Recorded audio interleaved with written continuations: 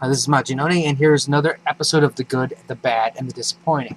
Now, before I go into this, I wanted to say there really wasn't that really horrible bad of issue this week, and the good there was actually a tie. But I chose this good for this video because the other one I wanted to spend more time with, and I didn't want to bog this video down. So, anyways, let's go with Spider-Man, the Superior Spider-Man number 13. Now, Slott has given me a completely satisfied ending to this whole Spider Slayer saga. And not only did he give me a very satisfying ending to this, he actually took the Superior Spider-Man in a whole different direction. He laid just a little piece of what he's going to do, and I really want to know what's going to happen because Doc Spider is really taking crime fighting to a whole new level. And the also what I thought was fantastic was the way these two battled and how things just went full circle with certain plot lines.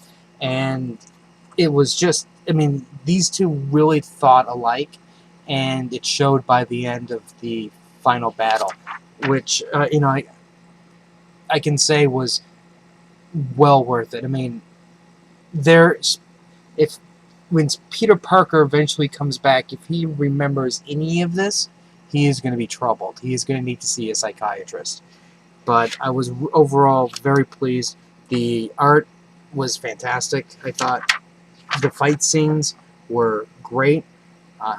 Well, I thought the Lizard could have been drawn a little better, but I did like how the Lizard is retained his Connor's personality for now, and he even saves J. Jonah Jameson, and he he's really, you know, laying down the seeds for something new, some not really new, but what I mean by that is a new plot line with this character, which I'm very curious to see also. And was very pleased by this. This was fantastic. All right, the bad. Now, this was the bad because for one very simple reason, I was completely bored by it, and that's Batman Year One, number 22. See, the thing is, this is, like, to me, this Zero Year, this should be a mini series. This should be 0 Year issue number 2, and this way, I don't have to read it. But because they're putting it into the normal continuity story, you kind of you feel that you have this obligation to keep reading it, hoping that something good will come out of it. Now, I know that there's going to be a whole legion of people out there, and there's going to be a whole series of reviews that are going to say, Scott Snyder hit another home run. This was the greatest thing known to mankind. And, this was a fantastic backstory of how all these characters are meeting for the first time. And, yeah, they're right in that sense, in that we are seeing the introduction of, these characters and how they're meeting. The Penguin, Riddler, the Red Hood and Joker. If that, if they're gonna, I believe they're still gonna keep that as the Joker. And we're seeing Bruce and how he's coming back into the fold of Gotham City. How Bruce and Alfred are having a rocky relationship at the beginning. So all of that, yeah, that is an interesting way of doing things. And Snyder really does know how to write well. It's very well drawn, but I'm telling you, I was just honestly bored because I felt that none of this really mattered because, it's you have to look at it from a different point of view. In that, I've read comics for years. I've know the history of the Joker. I've seen, origins of the Penguin, the Riddler, and all these other characters. So all you're really doing is you're just basically saying none of that matters any longer. This is the new path, and all of that was all lies in Photoshop. This is the current state, and you should worship this. And I'm like, no, I really shouldn't worship this because, it holds no sense of history any longer for me. And I don't really care to see how the Joker or the Riddler or the Penguin meet Batman for the very first time. I don't believe that for a second how all of these characters have to be so interconnected so tightly. And to me, it just seems like writers and editors patting themselves on the back, trying to show how smart they are and how that they could do this, like, rather than, hey, that's just some random guy who just got himself into some random business and turned into this character, and then he meets Batman.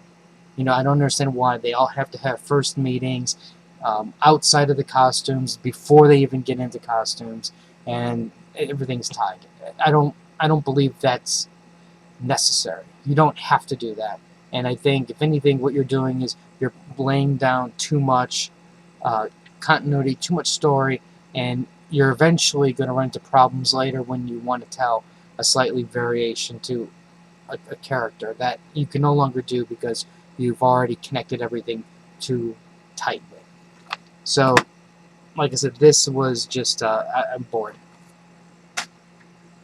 Now, for the disappointing. The disappointing is America's Got Powers. This book hardly ever comes out.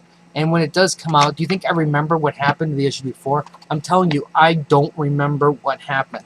And I'll be honest with you, I don't even remember if I got number 5. That's the truth. All I remember was the last issue that I saw was they found the brother and they were going to resurrect him or something like that. And I don't even know what number that was. And you know what? I don't even care any longer. And I'm not even going to buy the trade when this comes out. I'm stopping.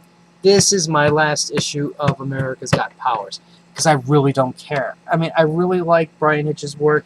I think the art is good and all, but if you take so long to tell a story, people will stop caring. And I would just love to see sales for this book and how they spike at the beginning, and they probably just go like that because people get bored and tired of waiting for the issues. So this was a major disappointment, and I only bought it because they put it in my file, and because I didn't tell them to cancel it because I'm like, really? I don't know. What can I say? Come out with your books promptly. But let me give you a code.